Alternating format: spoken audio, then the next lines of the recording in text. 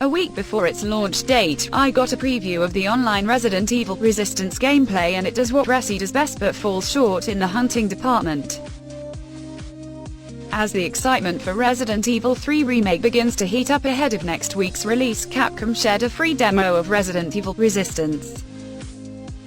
Resistance is the online multiplayer component of the latest remake installment of the survival horror series.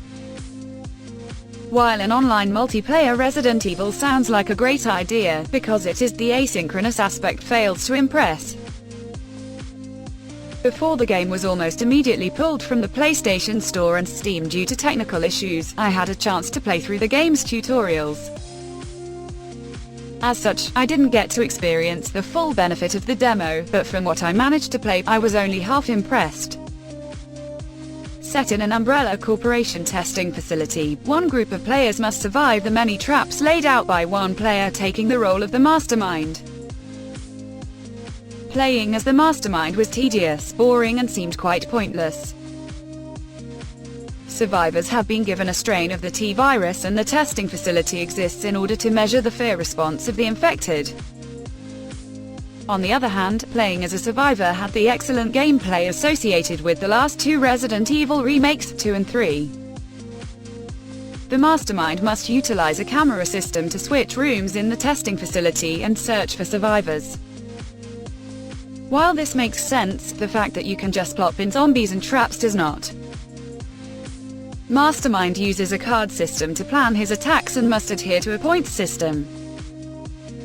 I fail to see why remotely opening zombie containment units next to the rooms was not an option.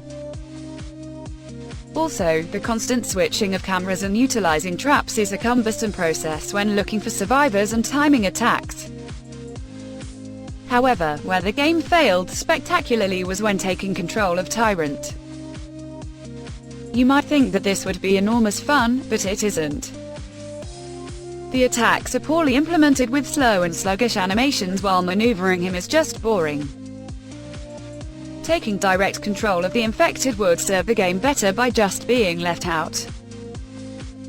Moving on, playing as a survivor is excellently implemented and feels just like Resident Evil. Survivors must work together to avoid Mastermind's traps while trying to achieve an objective set by the game.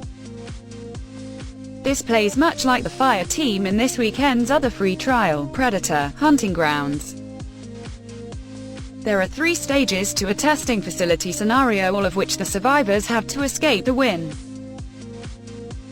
Each stage has specific objectives, such as finding an item that needs to be done before proceeding to the next stage. Once all the objectives from all 3 stages have been completed, the survivors win the match. Playing through the stage is thus identical to the main campaign. The controls are all the same, as is the UI. The level design is excellent and has a real Resident Evil feel while exploring.